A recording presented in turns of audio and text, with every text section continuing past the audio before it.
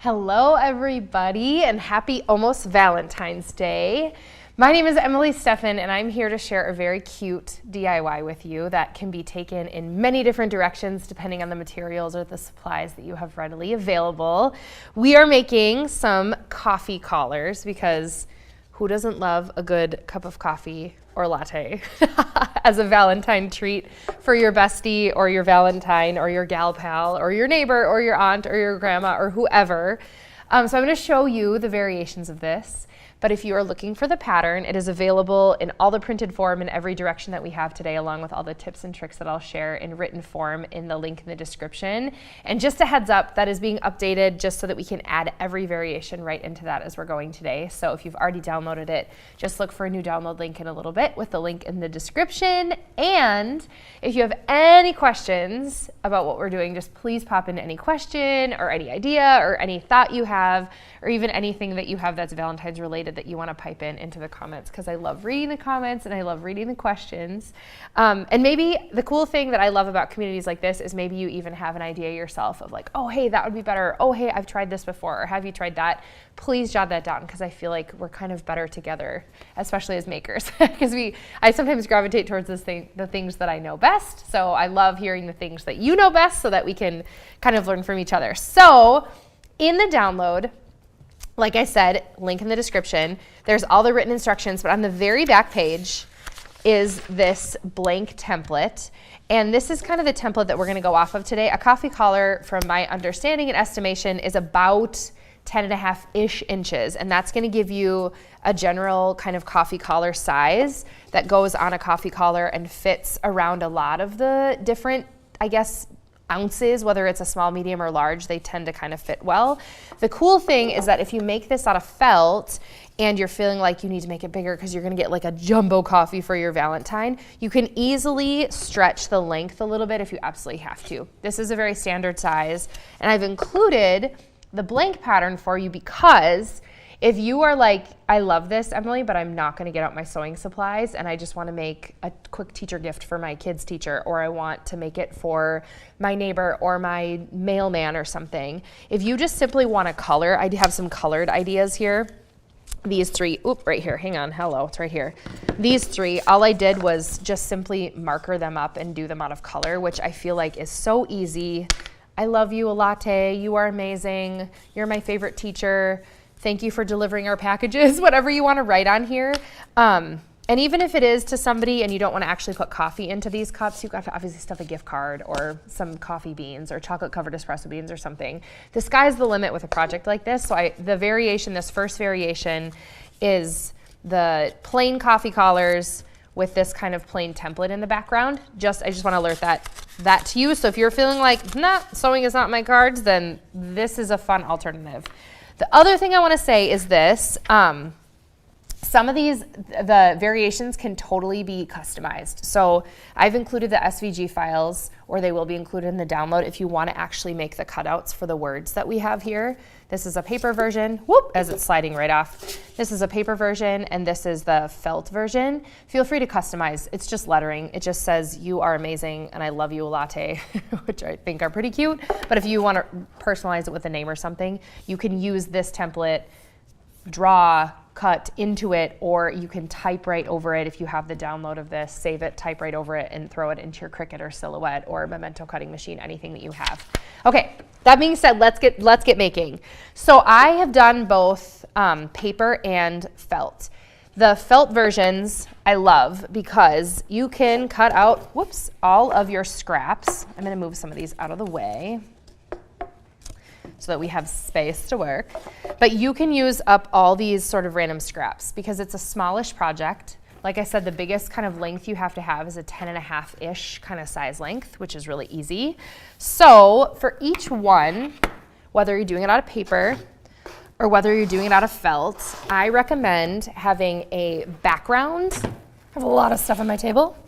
I recommend having a background color. So in this case, it is the brown, and in this case, it is also the brown. And then you have a foreground color. So I have like a neon pink or like this teal color. This is also kind of a tan background, and then the pink color. I chose, more Valentine-y colors because that seems to fit. So It's quite simple, and I love patterns that don't have to be 100% exact. So I'm just gonna take, let's just do this background here. And what I'm gonna do is just rough cut so I can see what I'm cutting.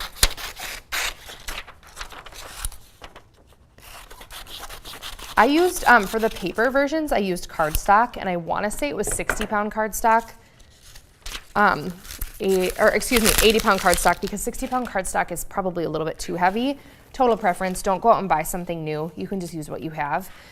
But to make a simple and easy background, or to just make a simple one, you're just gonna simply cut out this pattern. I also did a variation.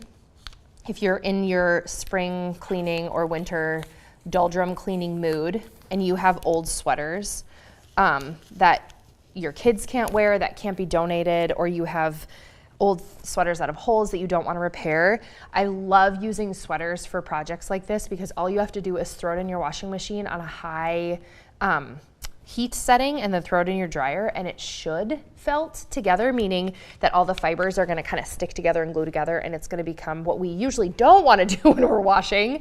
It'll get smaller and kind of shrink, but it'll all kind of glue together. So if you have an old sweater or something and you want to use a scrap for that I feel like this is a great project for using fabric that you don't really know what you have use for. Fleece also works for this pattern. So if you have fleece from fleece sewing from Christmas or from other winter sewing projects, anything that doesn't fray on the edge, meaning it doesn't kind of come apart. So cotton, you'd probably have to machine sew or do like a fray check on the edge. It also wouldn't be super thick to keep the heat away from your hands, because that's obviously the goal and the purpose of these. So a simple cut for my background. And if you are choosing to do 2 layers, you will have one of these plain backgrounds, and then you will have one of these cut out backgrounds. This one says I love you latte. It's one of the easy kind of cut ones. There we go. I love felt because they kind of stick together automatically. You don't even really have to pin too much, because it's like those old flannel boards or felt boards where it grabs each other. They have like the texture is kind of grabby. So I will lay these over top, and there's multiple ways to finish this. If you choose that you want to use your sewing machine, use your sewing machine. If you're like, I don't want to use my sewing machine, I just want to glue this, totally fine. Because we're using fabric that doesn't fray on the edges, there's multiple reasons, or multiple ways, I should say, to finish this off. Completely gluing is an option. Gluing and hand sewing, which is what I'll demo today, is my favorite option, totally an option, or then machine sewing is also an option. If you machine sew, and again, all these instructions with all the kind of variations are in the download, I only would probably machine sew here, and then machine sew here, fold it, together, and then top stitch it closed. The reason there's this little bit of a indent in the pattern right here is because when you overlay these, you don't want that excess kind of coming down or sticking out. So that is kind of a guide of how far you're going to overlap it. If all you want to do is glue it, totally fine. Here's what I'd recommend for gluing. I would not recommend using hot glue. I love hot glue. It is like a staple in our house. However, hot glue dries really, really, really hard. So maybe you have your favorite glue and you stand by a version of fabric glue. I tend to love these Aleene's brand. They have a fabric fusion, and then specifically this felt and foam tacky glue. The reason I love it is it's really thick, but it's not like gloppy and gloopy, and it spreads really easy, and it dries flexible, which I really love. It dries clear also, of course, but I feel like hot glue, if you're hot gluing all this, first of all, sometimes it feels like hot glue dries before you're able to get the felt pieces laid exactly where you want them to be. But second of all, it can be really chunky and hard and plasticky when you're done. And so I just don't feel like hot glue is a really good alternative for this project. But if that's all you have in your house, please don't go buy something new. Just please use what you have. because this is just a coffee collar. And honestly, it's the fun and the thought of making it that counts and giving it away. It does not have to be a perfect project. Even though sometimes as makers, we feel like everything has to be exactly perfect. Let yourself make mistakes and let yourself use something that isn't necessarily in the pattern. No big deal. So I love this felt and foam glue. And as I'm getting the top off, the only bummer about this glue is that it's super thick. So it takes a while of squeezing it down to make sure that it's gonna come out. So as I'm waiting for this to come out, I'm just gonna pop over to some of these comments. We have a lot of people from down in the warm cities and states, which is not where we are in Minnesota. And we're getting some good feedback on how fun this is. Also, this is a question that I would love to. What is your favorite Valentine's craft? I guess we're kind of asking that in the comments, which I really love. And do you have plans for Valentine's Day?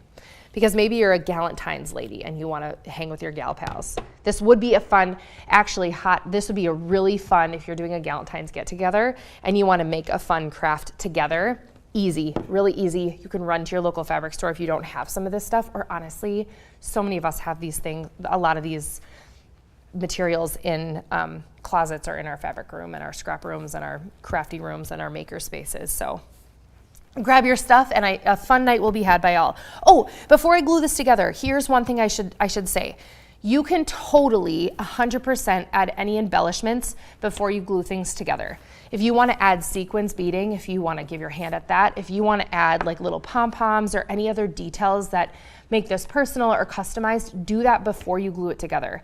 Be aware that obviously hands have to go around here, right, to keep your hands kind of warm, and you don't want like lots of protruding elements, but just that was one thing I noted, that if you feel like you're making this for your teacher or your kiddos are into it, if your kids are anything like mine, they love adding beads to everything under the sun, so that could be a cute little detail. The one tip I'm going to give you for when you're gluing is, if you want to use a paintbrush, you can. I tend to shy away from using paintbrushes because I hate getting glue out of the bristles of the paintbrush, like to the core of my being. I can never get them clean and then they become really gloppy. So maybe you have some fun tips about actually cleaning a paintbrush that's full of glue really well, but I just cannot do it well. No matter how many times I can teach other kids and other people how to clean out paintbrushes, glue is not my friend. So what I like to do is work my way from kind of around the letters to the outside. Keep in mind that with this that I'm showing you, or if you do choose to use your sewing machine, I am not going to put glue around these long edges just because I'm going to hand stitch that. So there's no need to.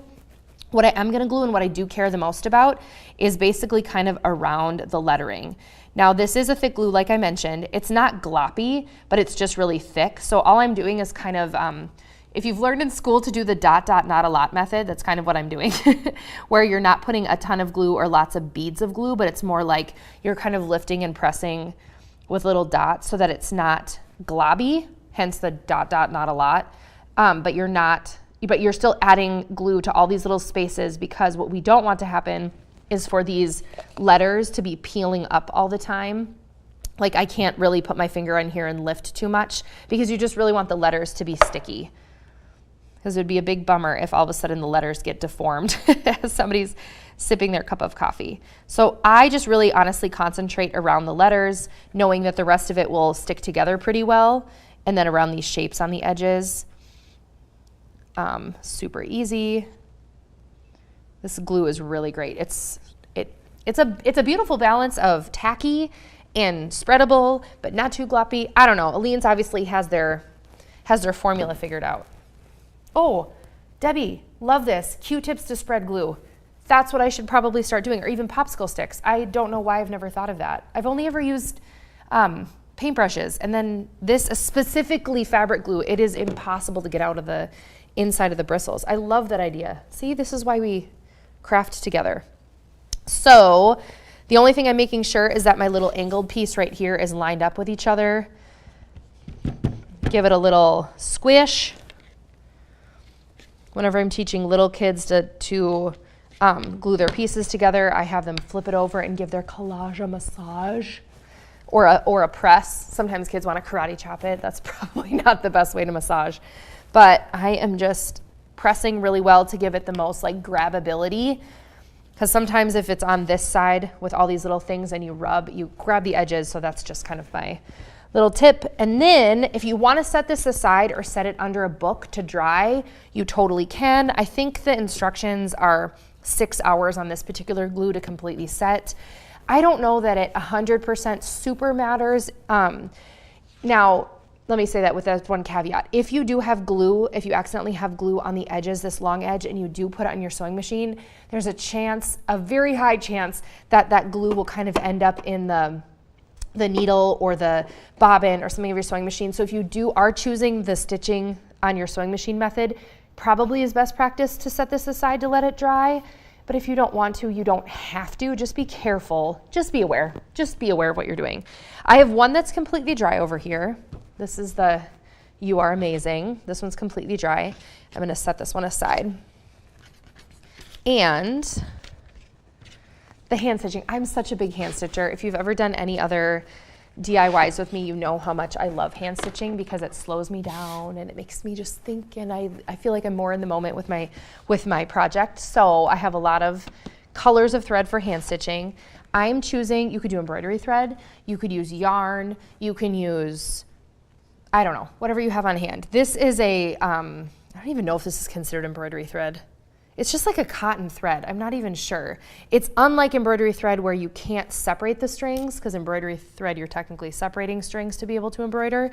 So I'm not really sure. I don't even really know what this is used for. Maybe you do. I'm not sure, but I love using alternate colors because I feel like I like the look of hand stitching a lot, because you can see, if I show you, you can kind of see the stitches. I use a blanket stitch, and I'm going to show you how I do that. So I am going to choose to start down here at the little notchy part, because what I want to do is go notchy, over, up, over, fold, like this, end at the bottom. And I want to end by doing my blanket stitch on top. This is the fun part. If you don't know how to blanket stitch multiple layers together that isn't actually an edge, you'll be in for a treat, because it's very easy. I choose never to knot the end of my thread. Some people will say knot the end of your thread. Some people will say don't do it. I've always learned not to. So what I like to do, you've probably heard me say this, is I make 2 X's with my thread, and it's really sturdy. I choose to do it between the first 2 layers so that you can't see the knot and that it won't protrude out the back, or you can't see the anchor and you're not protruding it out the back. So it's insert my needle, pull, stop. I'm making the letter X, so I'm going this direction, pull, and quite frankly, can you see me pulling? It's pretty, like I'm pulling hard. It's pretty anchored already, but I usually do 2 just because I can, and because this is going to be a project that's probably used and, you know, thrown into a purse or something. And then I'll come out the back, and now I don't see my anchor because it's between my layers, and now I'll begin stitching. I like to blanket stitch from my top.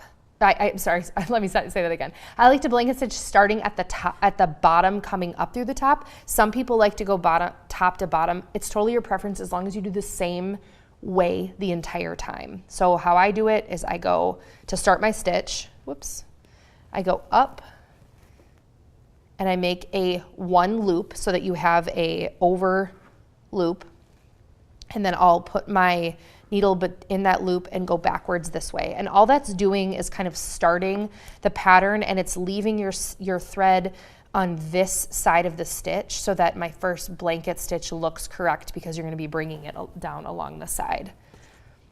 So up, and then before I pull it completely closed, you insert your needle and loop.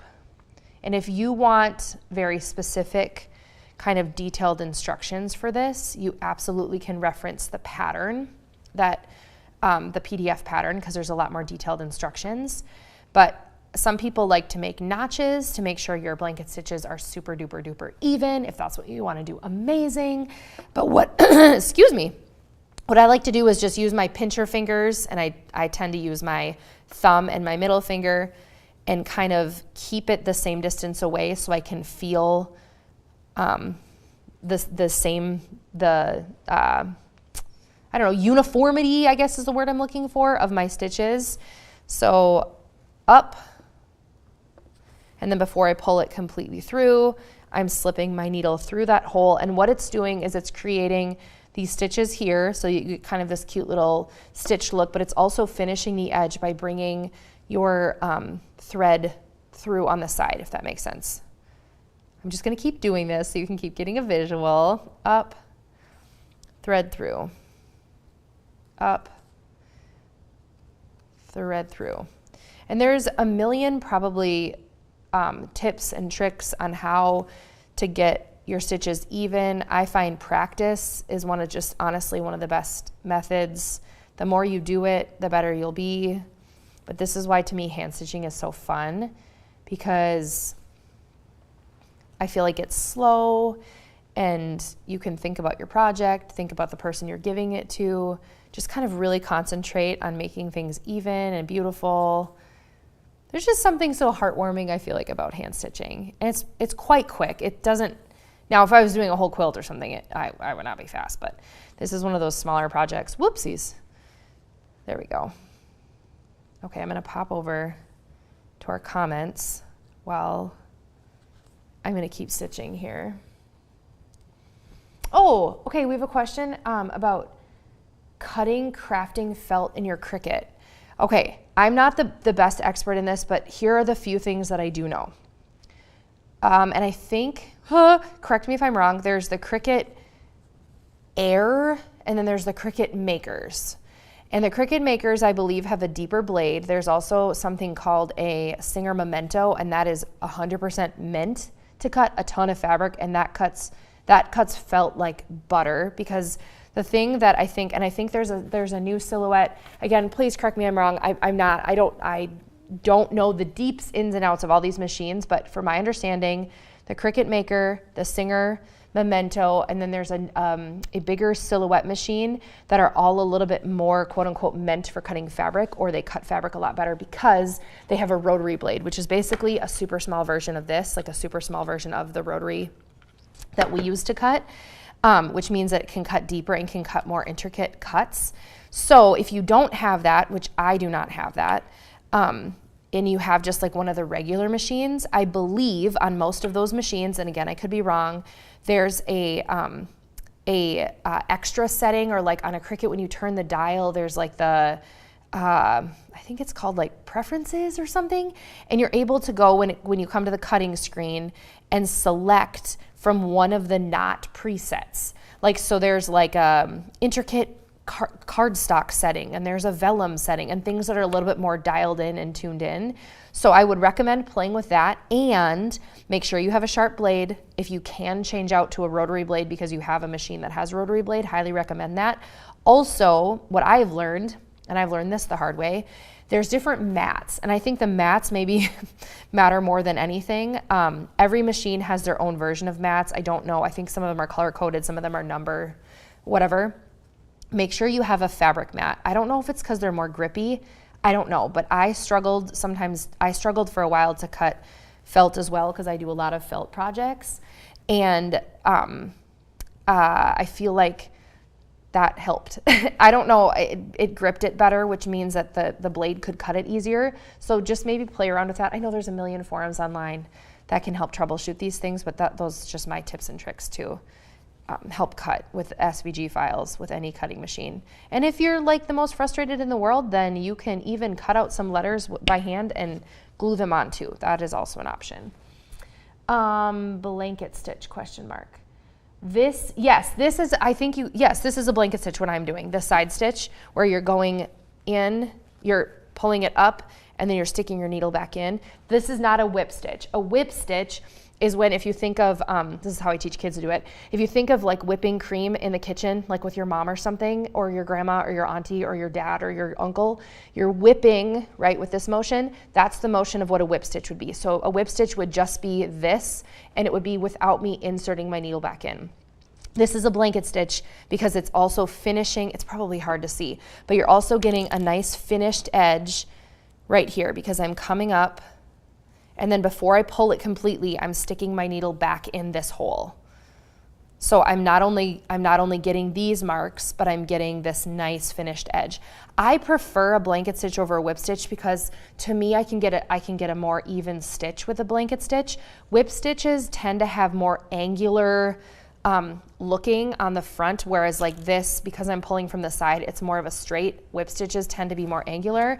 And for the life of me, I cannot get that angle consistent. So I don't know, maybe you have some tips and tricks, but I cannot make it work. And so I prefer a blanket stitch, truthfully. Actually, I just am teaching a little kid's sewing course, and we just went over that the other day where we were doing whip stitch. That we haven't done blanket stitch yet because we're doing whip and running.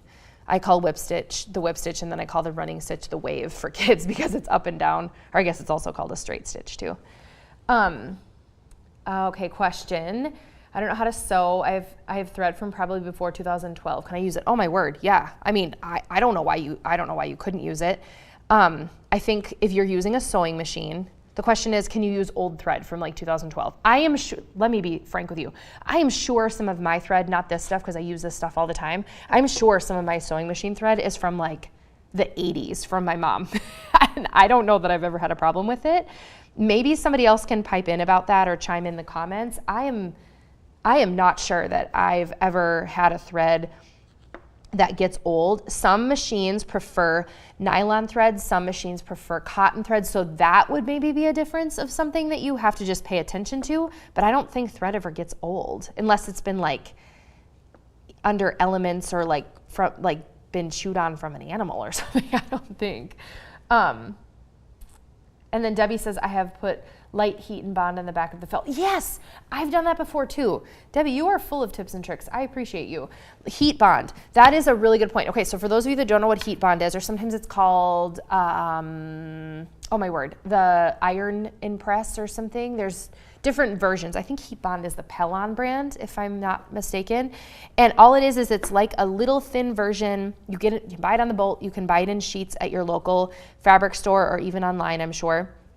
And it's little thin sheets of like almost like, it looks like fabric, but it's kind of like glue, and it comes with like a parchment paper backing, and you can put it between layers of felt or layers of fabric, and you heat, and the heat melts the glue. Now, the caveat with that is that if you are not using 100% wool felt, which is what I have here, and you're using polyester, test your heat settings first because polyester can melt with your iron. But that's a really good trick if you don't, if you're like, I have no time to do glue and wait for glue to dry, because the reason why that's a great option is it's flexible because it's so thin. That's a great point. I love that you said that, Debbie. Thank you.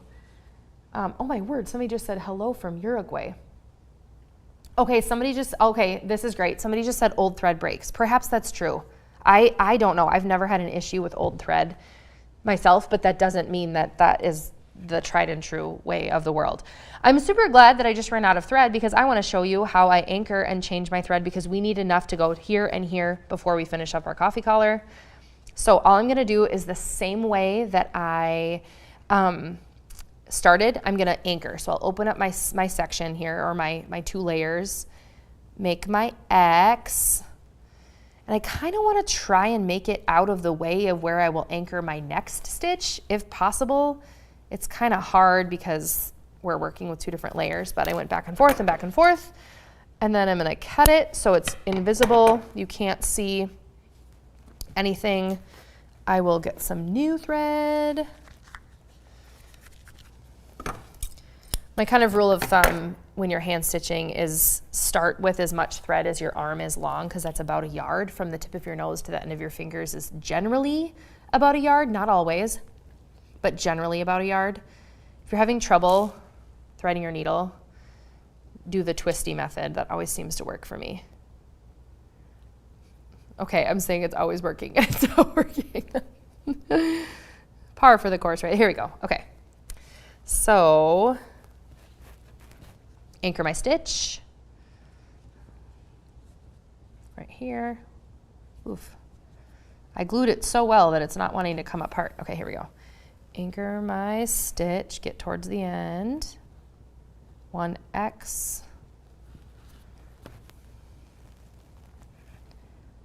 2X. And I feel like this is the exact reason why I don't like knots. If I were to have a knot in this, if I were to knot my thread, I would have a bulk, and I just don't want to have that. So, okay, so if you're picking up a blanket stitch in the middle of where you've left off a previous blanket stitch, then I usually try to go down, this is gonna probably be hard to see, go down through the hole of the stitch that I just previously stitched right here, come up, and then go down through the hole, through the up of what I had previously stitched. So I'm basically going over top of the stitch that I just did, and I'm gonna move it over so it looks like it's the same stitch. And then, just like before, bring my needle to this side, or bring my thread to this side, because I'm going this direction, and then keep going. And hopefully, let me show you, hopefully it will look really seamless, like I didn't even have to rethread.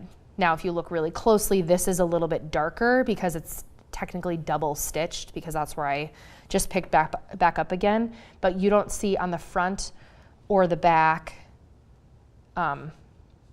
where I had run out of thread, or where there's an anchor, or where there's a knot, or where there's a hole. Hopefully, that's the goal.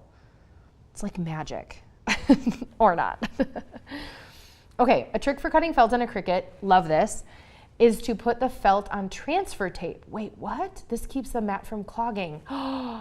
That's a good idea. Okay, for those of you that don't know what transfer tape is, it's like the sticky version. It's like a giant roll of semi-sticky stuff, kind of like contact paper.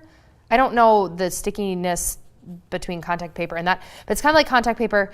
And if you are cutting something backwards because you need to be able to transfer it onto a different surface, it's a clear like contact paper that you're able to transfer something from the mat or the background of what you're cutting onto a window, a glass, a cup, a mug, something that you had to cut backwards. That's a great idea. And I guess what she's saying is that if you lay sticky stuff over top of your felt, sometimes, and maybe you've experienced this with your rotary cutter, it's not gonna clog up your machine because it's not picking up the lint of the felt. That is a brilliant idea, and I bet you could reuse that because you don't necessarily need it to be like the most tacky in the world. Or I wonder if contact paper would work. No idea, but I love that people are chiming in. Okay, there was one other question. Do a tug test and see if it breaks easily. Oh, here we go. Okay, so Pam is saying to the question about our old thread, do a tug test to see if it breaks easily. If the thread is weak, it will break. If it can take the tug, then it won't break. And so maybe that's the same for, I would say that's probably the same for hand stitching or for machine stitching, I would imagine, right? The tug test, I like that. You could probably even get your kids involved. Because what kid doesn't want to try and break thread? Or I don't know, maybe that's a bad idea. Maybe you just need not to have them help you with that project. Okay, so I'm getting to the beginning here, and I want to show you this because the first time I learned to sew multiple layers together that was not on the edge of a blanket stitch, I was very proud of myself. So I want to show you how I do it. So I stitched here, here, and here, and now I'm coming to the part where I have my little notchy area, and I want to overlap this. And if you want to try and test this out on whatever mug or cup you're going to give to your friend, and if it's smaller, then maybe you have more overlapped. If you feel like you want to make it bigger and you want to have it less overlapped, like I said at the beginning, I feel like they're pretty universal in size. But okay, I'm going to I need to go this way. Overlap this, and then all I'm going to do is let me say this right. Pretend like this layer isn't here and that, wait, I want to go like this. What am I doing? Pretend like this layer isn't here and, wait, yes. Pretend like this layer isn't here and then I want to overlap. Pretend like this layer isn't here and I want this to be my edge. So watch. Maybe that doesn't make any sense. Let me show you. Just let me show you. So I'm going to do one more stitch here on the corner. I should have done that. And then when I overlap like this, I will grab here, and it's kind of like I'm going through 3 different layers. So same exact motion that I'm doing before, overlap or come down from up and then put my needle through. So come down from and go up before whoops, there's a knot, hang on. There we go. Go down from up, but before I pull my needle through, put my needle into the little loopy, okay? And do that again. Down, up, before I pull it super tight, put my needle through the loopy. And I'm grabbing, when I come up, I'm grabbing this layer with my thread.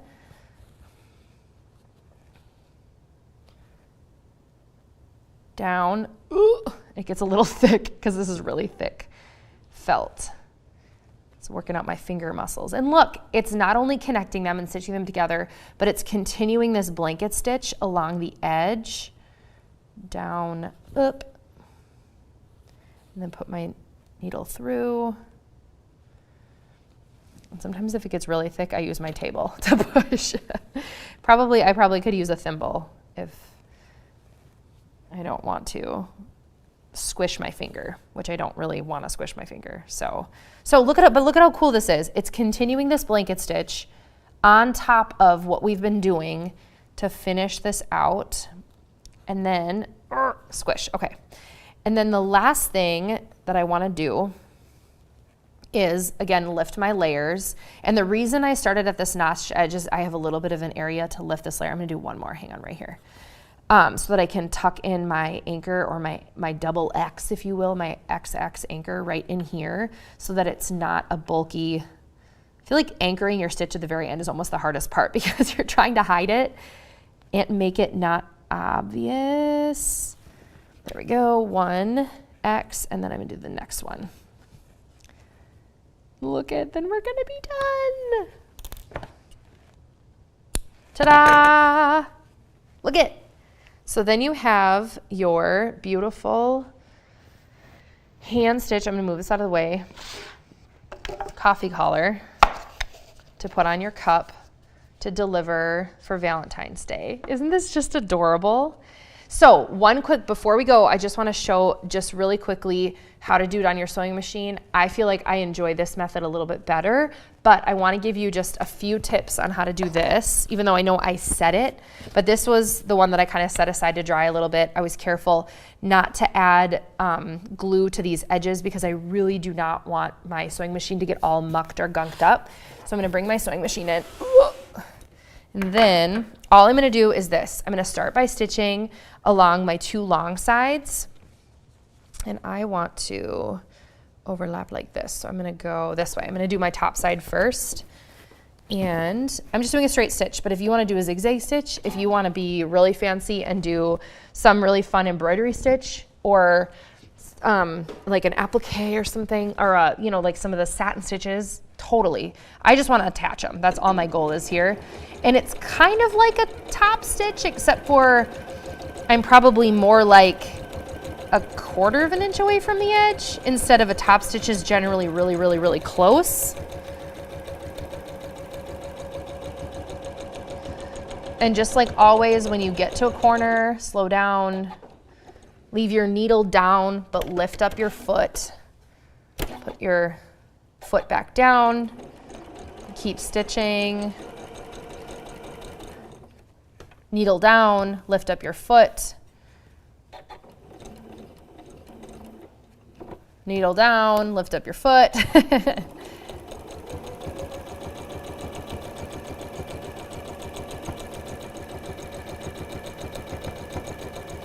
Okay, and then when you get to this edge, what I'm gonna do is just anchor my stitch quickly. So rather than, you could do backward forward stitch, or you could just anchor it, which is basically when your needle goes up and down a handful of times. Clip my thread, and then clip my little edgies here. And then all I'm going to do, I'm gonna clip all these threads out, is just like we did with our blanket stitch at the end, but I mean, look at, that was way faster to do this. I'm going to, okay, here's why I wanted to demo this, because this is what I've fought with a little bit. I can choose to take this off and try and get my coffee collar around here. For my machine, it's not big enough. It's not gonna work. You may have a machine where this works, right? So if you're sewing a sleeve or something, generally you take this off and you're able to put this around your machine. Mine's too wide, it doesn't work. So here is my trick on how to make this happen. You are going to, I'm just gonna pin it so that you can see. Pin this or keep it in place, and you're gonna kind of just like scooch over the side. So you're moving it out of the way and doing your very best to just do this straight stitch here, just like this, to connect the top and the bottom, except for I did not pin this properly. Hang on. Give me 2 seconds. There we go. Because I want to line it up so that the top and the bottom line up really well, but you're just moving it out of the way. It feels cumbersome and weird, and it kind of is cumbersome and weird, and maybe you have a machine where the collar will go around. Mine isn't small enough. A lot of kids' machines might be small enough. You're just gonna weasel your way to get it in there. This is why felt is amazing, because it is a little bit stretchy if you need it to be. The minute that I have my stitch going, I'm gonna take out my needle because I hate, or my pin, because I hate trying to sew over needles, or my pins. Every time I try, it breaks, every single time. I know there's tips and tricks to make it work, but I cannot make it work to save my life. Ta-da! Okay, why did I choose yellow thread? Because I like yellow. And why not? Because yellow is kind of a color in here. I love stitching, whether it's hand stitching or sewing with thread that is a little bit more, I guess, complementary, not necessarily matchy, but a little bit more off of what is exact. So look at, okay, here, I have my options. I have a sewn option, a hand stitched option, a colored option. Hang on, I'm gonna get one of these colored options out. A colored option, and this is the same as this, but in paper.